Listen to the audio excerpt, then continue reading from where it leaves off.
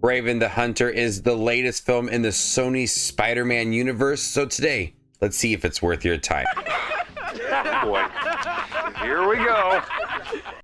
Hey everybody, my name is Justin. All I do here is watch movies and shows in theaters and on streaming services. Kraven's complex relationship with his ruthless father starts him down a path of vengeance, motivating him to become not only the greatest hunter in the world, but also one of its most feared. Kraven the Hunter is a really cool Spider-Man foe, and I was very curious about this movie. I actually was pretty excited for it, honestly, based on the trailers. The Sony Spider-Man universe hasn't been the best thing ever. And unfortunately, Kraven the Hunter is another mess of a film in the Sony Spider-Man universe. I did like Aaron Taylor Johnson, though, as Kraven. Not how I envision Kraven when I look at the comics and the animated Spider-Man series from the 90s.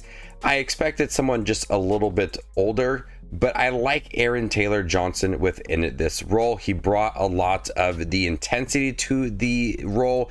The dialogue wasn't the best for him, but I like the action within this movie and him wanting to prove himself as the best hunter and the most feared hunter. So Aaron Taylor Johnson was pretty successful within this role, and I did like Russell Crowe in the movie as well. His very limited dialogue and wanting to be the strongest man and you need to be like me. I did find that personal relationship between Kraven and his father to be a highlight within this film, as it did push Kraven forward and wanting to be that hunter and kind of separate himself from his father. The action is a bit brutal at times, with Kraven utilizing his surroundings to kill all of his enemies.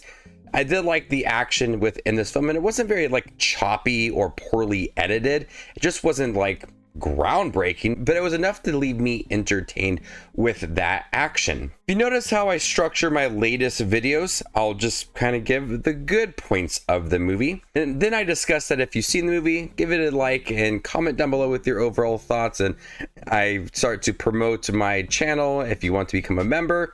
And then I start to talk about the negatives. So here we are very early with this review, that if you have seen the film, give it a thumbs up and comment down below with your overall thoughts on the movie. Now it's time to talk about the bad stuff. So the good things is that Aaron Taylor Johnson's pretty good, Russell Crowe's decent, and there's some decent action within the movie. Everything else is just, it is a mess. I laughed a few times within this movie. I went saw it by myself, but the theater was packed and there were other people that were laughing within this movie. And I was baffled with the choices with this movie because it has potential. It's got a good star attached to it. It's got a good director attached to it as well. Everything involved with this movie seems like they just did not care. They were trying to take the shortest route in telling the story. And characters were introduced just to drop some exposition and then never show up again. The dialogue is the worst thing about this movie. There's no room for like a conversation to flow naturally. There's no depth given to these characters. You don't get to know them personally because of that very limited dialogue. The conversations between characters, Ariana DeBose and Aaron Taylor Johnson, they don't feel like they're actually having a conversation. All of it feels scripted, and none of it feels like it's just a natural flowing conversation like people would have.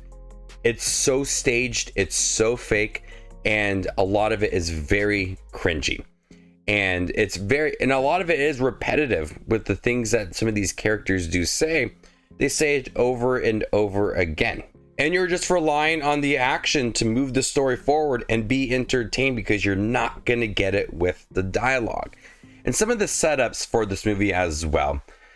Very early on with Ariana DeBose, Calypso, and how Aaron Taylor and how Kraven became so powerful very early on in the film, setting up when he was younger. Immediately with that scene, setting up his powers, I was so frustrated with that because you could tell by some of the performances from some of the characters very early on in the film that it was just like this exposition dump and a setup, and it felt so convenient and so forced that I really didn't buy into the magic behind Kraven's abilities. And the beginning was just so rough. 16 years prior to the current time for Kraven, when he was younger with his brother.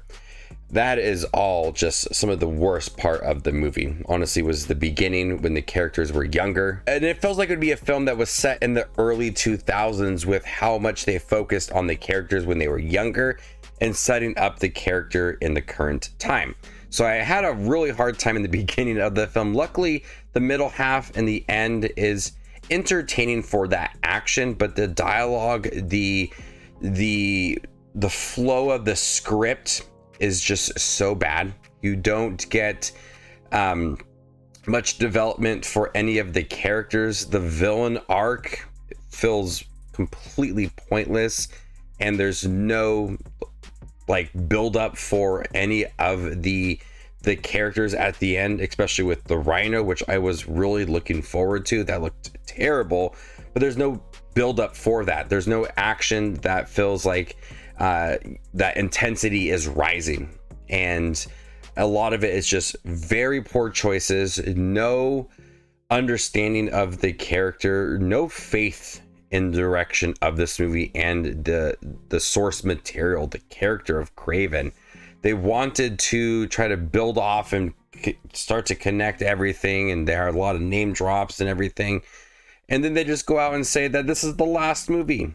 It's so confusing what they wanted to accomplish with this universe, from setting up with Venom, and now every single movie is just bad. But at least Kraven had that entertainment aspect to it with some of the action and Aaron Taylor Johnson, but the performances are really bad from some of the minor characters. Ariana DeBose, she is a great actress. What was going on with this movie? The lines for her within this movie don't allow for her to showcase her skills. Honestly, Ariana DeBose was the worst character within this movie, and she gave the worst performance. She is a great actress.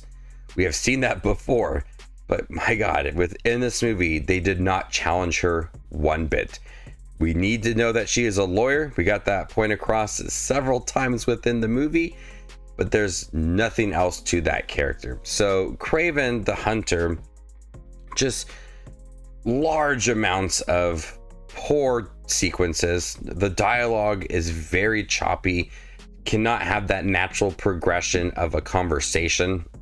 The action's fun, and I did like Aaron Taylor Johnson. I really like Kraven the Hunter as a character. I think they did a great job with him, but everything else in the movie is just very bad. At least it's better than Madam Web and Morbius. I will give it that. But this movie, I don't know what they were doing. And it just showed that they didn't have any faith in this film or the script for it. It was very limited what they were trying to accomplish. So Kraven the Hunter, if you've seen all the other Sony Spider-Man films, you're not going to get really anything different with this film. It's taking a character that doesn't really need a solo film because they work as a villain. They work with a minor story against Spider-Man. And these characters have been successful in comic books and appearing in television shows as minor characters, are known in the Spider-Man universe. These aren't characters that can work as solo films. And they really try to stretch out a plot that doesn't need to be stretched out. It's a simple story for Kraven. He wants to be a hunter. He wants to prove himself as the most feared hunter. You don't need to have a story surrounding him. You didn't need to have a story for Madam Web or Morbius or even Venom. You need to have Spider-Man against them and then learn more about those characters along the way. This did not accomplish much. It is a poor film and one of the worst films of the year. I'm gonna go ahead and give Kraven the Hunter a D. Thank you guys for checking my review for Kraven the Hunter, the new Sony Spider-Man film.